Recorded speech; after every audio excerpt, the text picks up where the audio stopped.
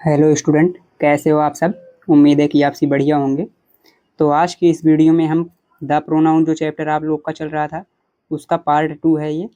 तो आज की इस वीडियो में आप लोग लास्ट तक ज़रूर बने रहिएगा। जैसा कि जो ये प्रोनाउन है आप लोग का, यानी कि सर्वनाम जो चैप्टर चल रहा है, तो इसमें हमने इसके 4 भाग देख लिए थे। कितने?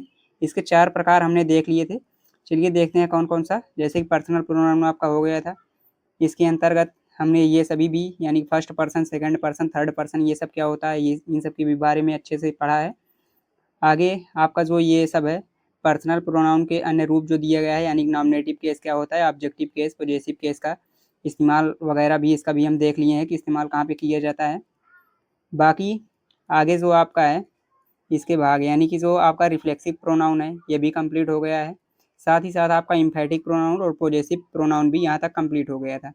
तो आज की इस वीडियो में हम देखने वाले हैं डिमॉन्स्ट्रेटिव प्रोनाउन, यानी कि 5वां देखने वाले हैं डिमॉन्स्ट्रेटिव प्रोनाउन, जो कि संकेतवाचक सर्वनाम होता है। तो आज की इस वीडियो में संकेतवाचक सर्वनाम या जितने भी बाकी आज की वीडियो में जितने इसके भाग बचे हुए थे सारे के सारे आज की इस वीडियो में कंप्लीट करा दिए जाएंगे।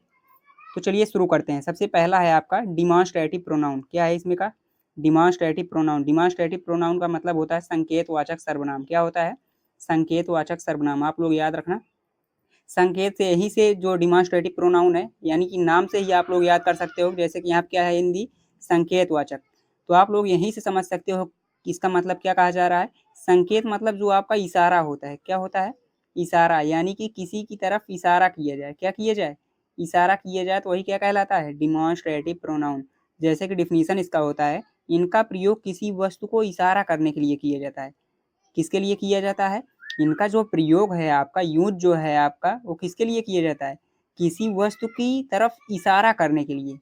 जैसे कि कोई वस्तु है उसकी तरफ इशारा करने के लिए इसका प्रयोग डिमॉन्स्ट्रेटिव प्रोनाउन। जैसे कि बता दें, दिस का जो आपका प्रयोग होता है, दिस हो गया, दैट हो गया आपका, दीज हो गया, दोज हो गया, ये सभी आपके क्या है? डिमॉन्स्ट्रेटिव प्रोनाउन है। क्या है? Demonstrative pronoun. यानी कि इन सभी का इस्तेमाल जो है संकेत करने के लिए, इशारा करने के लिए किया जाता है। किसके लिए? इशारा करने के लिए। जैसे कि यहाँ पे एग्जाम्पल है, दिस इज डॉग। क्या है? दिस इज डॉग, यानी कि यह क्या है? कुत्ता है। तो ये क्या किया जा रहा है? कुत्ते की तरफ इशारा किया जा रहा है। जो कुत्ता है उसका इशारा कौन कर रहा है उसको? जो ये दिस वर्ड है, दिस क्या कर रहा है? इशारा कर रहा है कि यह जो है कुत्ता है। किसकी तरफ? कुत्ते की तरफ क्या कर रहा है? दिस। दिस इशारा कर रहा है, यानी कि संकेत कर रहा है। आगे जैसे दीज बॉयज आर नाटी, यानी कि ये जो लड़के हैं क्या है? नाटी हैं, मतलब शरारते हैं। दीज यहाँ पे जो शब्द इस्तेमाल किया जा रहा है ये क्या करने के लिए? इशारा करने के लिए। किसकी तरफ? जो लड़के हैं वो कैसे हैं? शरारती लड़के हैं। तो उसकी तरफ क्या किया जा रहा है? इशारा करने का प्रयोग किया जा रहा है। दीज का इशारा करने के लिए किस वर्ड का प्रयोग किया गया? दीज का प्रयोग किया गया, और यहाँ पे दिस का प्रयोग किया गया। तो आप लोग याद रखना, हमेशा जब भी किसी भी चीज को या कोई भी वस्तु होगा, अगर उसको दिखाने के लिए या इशारा उसकी तरफ किया गया है, तब वहां पे जो प्रोनाउन का यूज किया जाएगा वो हमारा क्या कहलाएगा? डिमॉन्स्ट्रेटिव प्रोनाउन कहलाएगा। क्या कहलाएगा? Demonstrative pronoun. तो जिसका प्रयोग वस्तु की ओर इशारा करने के लिए किया जाता है वो कैसे प्रोनाउन होंगे? डिमॉन्स्ट्रेटिव प्रोनाउन होंगे। चलिए बाकी आगे देखते हैं। आगे है आपका इंट्रोगेटिव प्रोनाउन। क्या है? इंट्रोगेटिव मतलब प्रश्नवाचक। आप लोग तो इसको पहले से ही पता होगा, जानते होंगे कि इंट्रोगेटिव प्रोनाउन क्या होता है। जैसे कि आपका इंट्रोगेटिव प्रोनाउन, तो इंट्रोगेटिव प्रोनाउन वह होता है जैसे कि जो प्रश्न पूछने का कार्य करे। क्या करने का कार्य? प्रश्न पूछने का कार्य करता है। क्या करता है? प्रश्न पूछने का कार्य करता है। वही क्या है? इंट्रोगेटिव प्रोनाउन होता है। जैसे कि जिन प्रोनाउन का प्रयोग प्रश्न पूछने के लिए किया जाता है वह इंट्रोगेटिव प्रोनाउन होते हैं। जैसे कि आपका जितने भी WH वर्ड होते हैं, क्या होते हैं? WH word. यानी कि WH वर्ड क्यों बोला जाता है? आपका जो भी प्रश्न पूछने का कार्य करता है, जो भी जितने भी शब्द होते हैं प्रश्न पूछने वाले, उसमें हमेशा आप लोग देखोगे तो WH शुरू में रहेगा। क्या मिलेगा आपको? WH शुरू में मिलेगा। साथ ही साथ आपका कुछ वर्ड ऐसे भी होते हैं जिसमें WH नहीं होता है, जैसे कि आपका हाउ वगैरह हो गया। इन सभी में क्या है? इन सभी में WH का प्रयोग नहीं किया गया है। बाकी इसमें भी मिलेगा आप लोग को, जैसे कि लेकिन अलग अलग मिलेगा, एक लास्ट में मिलता है, एक पहले मिलता है। बाकी WH इसलिए नाम दिया गया है कि आप लोग ज़्यादातर जितना भी प्रश्न पूछने का वर्ड काम करता है, हमेशा आप लोग को उसमें शुरू में आप लोग को, जैसे यहाँ पे भी देख सकते हैं, सभी में WH का प्रयोग किया गया है। तो उम्मीद करते हैं कि आप लोग समझ गए होंगे। चलिए एग्जाम्पल समझ लेते हैं। एग्जाम्पल जैसे आप लोग यहाँ पे देख सकते हैं, व्हेयर डू यू लिव, क्या कहा गया है इसमें, व्हेयर डू यू लिव यानी कि तुम कहाँ रहते हो। व्हेयर डू यू लिव यानी कि तुम कहाँ रहते हो, इसमें प्रश्न ही तो पूछा जा रहा है। यानी कोई व्यक्ति है, कोई ना कोई यहाँ पे मान लीजिए व्यक्ति है, आपस में दो व्यक्ति हैं और ये व्यक्ति क्या कर रहा है, इससे पूछ रहा है कि तुम कहाँ रहते हो। तो ये क्या पूछ रहा है, प्रश्न ही तो पूछ रहा है। क्या पूछ रहा है, प्रश्न पूछने का कार्य कर रहा है। तो यही हमारा क्या कहलाएगा, इंट्रोगेटिव प्रोनाउन कहलाएगा। साथ ही साथ जैसे कि आप लोग से पूछा जाए what is your father name, तो यहाँ पे भी प्रश्न पूछने का कार्य किया जा रहा है। तो जब भी क्वेश्चन किया जा रहा होगा हमेशा और हमेशा वो क्या कहलाएगा, इंट्रोगेटिव प्रोनाउन कहलाएगा। जैसे कि आ गया है हु रोड दिस लेटर, यह पत्र किसने लिखा, तो यहाँ पे भी प्रश्न पूछा जा रहा है। बाकी चलिए और एग्जाम्पल देख लेते हैं। और जैसे कि आप लोग का जो हु तथा हुम है, इसका प्रयोग मनुष्यों के लिए किया जाता है। साथ ही साथ व्हिच का प्रयोग आप लोग याद रखना, व्हिच का प्रयोग निर्जीव वस्तु तथा जानवरों के लिए किया जाता है। इसके लिए निर्जीव वस्तु तथा जानवर के लिए।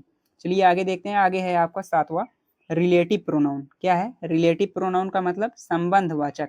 यही नाम से ही याद रख सकते हो। संबंधवाचक का मतलब होता है जब किसी दो व्यक्तियों के बीच क्या दिखाया जाए, संबंध दिखाया जाए।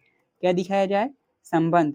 तो जब भी संबंध दिखाया जाएगा, रिलेशन दिखाया जाएगा, तो कौन सा प्रोनाउन होगा, रिलेटिव प्रोनाउन होगा। जैसे चलिए देखते हैं, ये दो वाक्यों को जोड़ते हैं। क्या करते हैं, दो वाक्यों को जोड़ते हैं। जोड़ने का मतलब वही है कि आपस में क्या करते हैं, संबंध स्थापित करते हैं। आगे जैसे इंट्रोगेटिव प्रोनाउन जब दो वाक्यों के बीच में आते हैं तब इन्हें रिलेटिव प्रोनाउन कहते हैं। जैसे कि आप लोगों ने अभी देखा यहाँ पे, क्या देखा, इंट्रोगेटिव प्रोनाउन। तो यही जो इंट्रोगेटिव प्रोनाउन का वर्ड जो है वही आप लोग को क्या मिलेगा, रिलेटिव प्रोनाउन में मिलेगा। किस में मिलेगा, रिलेटिव प्रोनाउन में। जैसे कि यहाँ पे आप लोग देखो हु हिज का प्रयोग किया गया। तो इसका मतलब चलिए समझते हैं कि कैसे समझ पाएंगे कि वो रिलेटिव प्रोनाउन है या उसमें प्रश्न पूछने का कार्य किया जा रहा है। चलिए देखते हैं। जैसे कि आपका है the girl who is in blue dress is my friend. The girl who is in blue dress is my friend. तो इसमें कहा जा रहा है कि जैसे कि इसमें ये कहा जा रहा है कि जो नीली ड्रेस वाली लड़की है या फ्रेंड है, कुछ भी कहा जाए, यहाँ पे कहा जाएगा यही कि जो नीली ड्रेस वाली लड़की है, क्या है, नीली ड्रेस वाली यानी कि ब्लू ड्रेस वाली जो लड़की है, गर्ल है, वो क्या है, मेरी दोस्त है। नीली ड्रेस वाली लड़की क्या है, मेरी दोस्त। तो यहाँ पे आप लोग समझ सकते हैं कि जो यहाँ पे हु का इस्तेमाल किया गया वो किस लिए किया गया, संबंध स्थापित करने के लिए। यहाँ पे नीला ड्रेस है, जो आपका नीला ड्रेस यानी कि ब्लू ड्रेस है, ब्लू ड्रेस का जो लड़की से संबंध दिखा रहा है वो कौन दिखा रहा है, हु दिखा रहा है। यानी कि हु का मतलब जो का यहाँ पे प्रयोग किया गया है।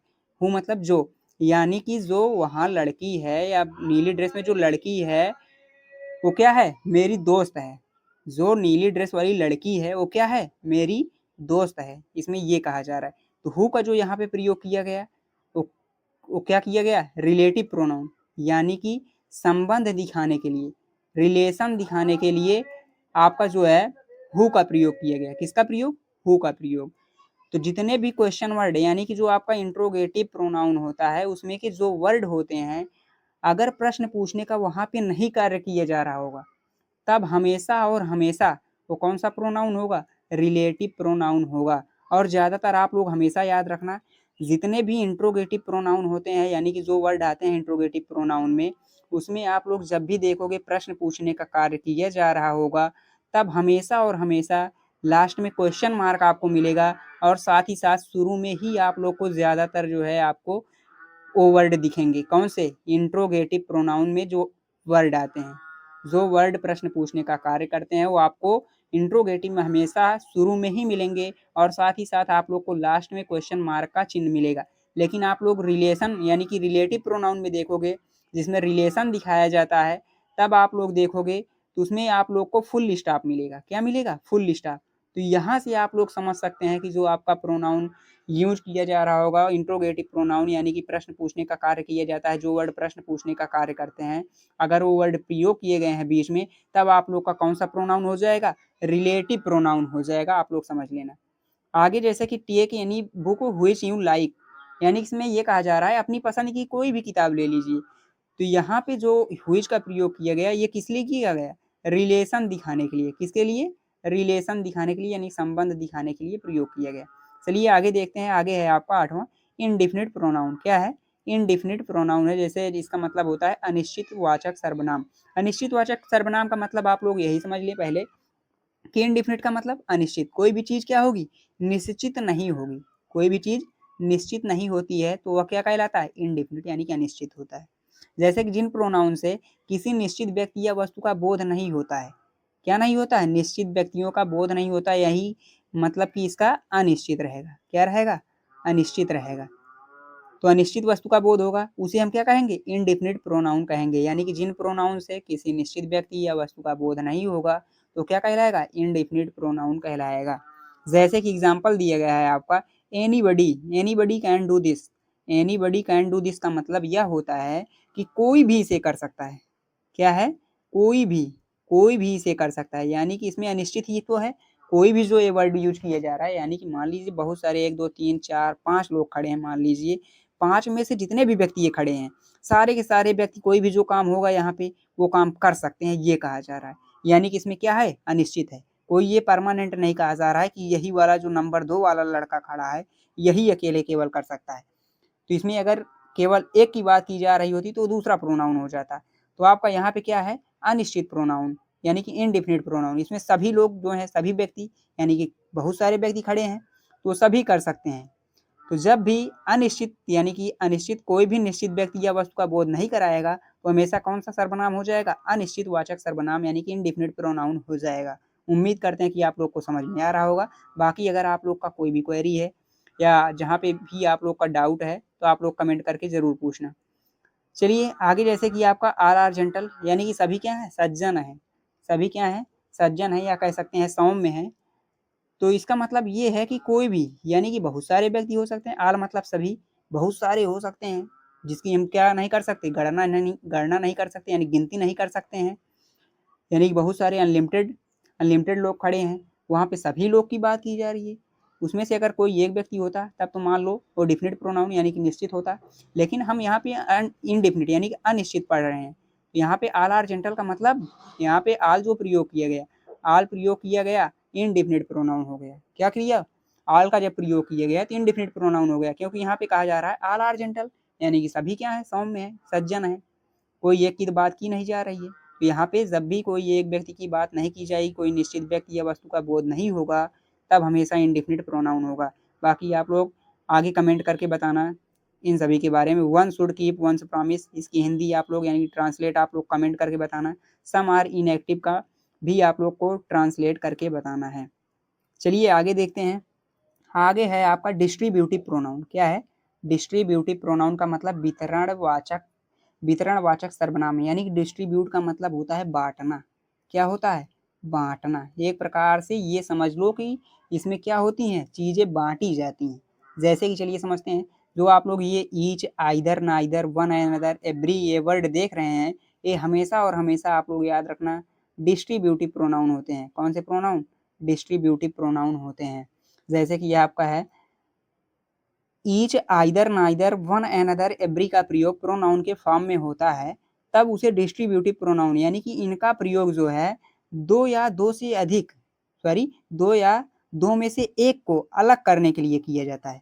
जो आप लोग ये वर्ड देख रहे हैं, इन सब का इस्तेमाल जैसे कि दो या दो में से क्या करने के लिए, एक को अलग करने के लिए किया जाता है। जैसे चलिए एग्जाम्पल के तौर पे समझते हैं कि जैसे है each of the boys is honest, यानी कि इसमें कहा जा रहा है कि लड़कों में से यानी कि जितने भी लड़के हैं वो सभी क्या है, हर एक लड़का उसमें से ईमानदार है। यानी कि प्रत्येक लड़के क्या है, प्रत्येक लड़के ईमानदार हैं, यानी कि हर एक लड़का जो है वो क्या है, ईमानदार है। आगे है आपका neither of to houses is safe. क्या है, neither of to houses is safe, यानी कि इसमें यह कहा जा रहा है कि दोनों में से जो है कोई भी घर सुरक्षित नहीं है। क्या है, दोनों घर हैं, उन दोनों घरों में से कोई भी घर सुरक्षित नहीं है। यानी कि इन दोनों में भी दो या दो से अधिक, दो में से क्या करने के लिए, एक को अलग करने के लिए किसका प्रयोग किया गया, नाइदर का प्रयोग किया गया। आगे है every one of you can do this, यानी कि आप सभी यह कर सकते हैं। एवरीवन प्रत्येक व्यक्ति जो है, प्रत्येक लोग क्या कर सकते हैं, यह कर सकते हैं। यू कैन डू दिस यानी कि इसे कर सकते हैं। तो इसमें भी क्या किया गया, एवरीवन का प्रयोग जो है डिस्ट्रीब्यूटिव प्रोनाउन के रूप में प्रयोग किया गया। आगे चलिए आप लोग का जो लास्ट वाला है, लास्ट वाला समझते हैं रेसिप्रोकल प्रोनाउन। तो रेसिप्रोकल प्रोनाउन क्या होता है इसको समझ लेते हैं। रेसिप्रोकल का मतलब होता है परस्पर। आप लोग यहीं से समझ लेना कि रेसिप्रोकल का मतलब क्या होता है, परस्पर वाचक यानी पारस्परिकता वाचक सर्वनाम, परस्पर वाचक सर्वनाम भी बोल सकते हैं। तो रेसिप्रोकल का मतलब परस्पर वाचक सर्वनाम। आपस में सबसे अच्छा तरीका है याद करने का, आपस में इसमें क्या दिखाया जाएगा, संबंध दिखाया जाएगा। क्या दिखाया जाएगा, संबंध। दो व्यक्तियों के बीच क्या होगा, दो व्यक्तियों के बीच संबंध दिखाया जाएगा।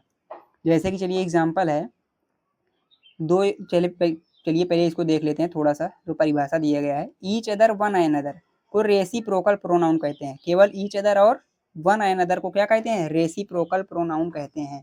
दो व्यक्तियों के लिए ईच अदर तथा दो से अधिक व्यक्तियों के लिए वन अनदर का प्रयोग करते हैं। तो दो व्यक्तियों के लिए कौन सा वर्ड, ईच अदर, आप लोग याद रखना। और दो से अधिक हैं तो उसके लिए वन अनदर का प्रयोग करना है। जैसे कि यहाँ पे है तरुण एंड रेखा, तो इसमें केवल कितने व्यक्ति हैं, दो व्यक्ति हैं। जैसे तरुण है और रेखा है। Tarun and Rekha love each other यानी कि तरुण और रेखा जो हैं वो एक दूसरे को क्या करते हैं, प्रेम करते हैं। क्या करते हैं, प्रेम करते हैं। यानी कि आपसी इसमें क्या दिखाया जा रहा है, संबंध दिखाया जा रहा है। आपसी संबंध जब भी दिखाया जा रहा होगा, जब भी आपस में दो व्यक्ति होंगे या उससे अधिक व्यक्ति होंगे और उसमें क्या दिखाया जा रहा होगा, संबंध दिखाया जा रहा होगा, तो कौन सा प्रोनाउन हो जाएगा, रेसिप्रोकल प्रोनाउन हो जाएगा। जैसे कि अगला एग्जाम्पल है, the four brother love one another यानी कि जो चारों भाई हैं क्या हैं, एक दूसरे से प्रेम करते हैं यानी कि प्यार करते हैं। तो चार भाई हैं यानी कि दो से ज़्यादा हैं, तो इसके लिए हम किसका प्रयोग, वन अनदर का प्रयोग। अगर केवल दो होते तो उसके लिए हम ईच अदर का प्रयोग करते। उम्मीद करते हैं कि आप लोग को समझ में आ गया होगा। बाकी अगर आप लोग का कोई भी डाउट है तो आप लोग कमेंट करके ज़रूर पूछना। तो आज की वीडियो में बस इतना ही, मिलते हैं नेक्स्ट वीडियो में, तब तक के लिए बाय बाय, टेक केयर।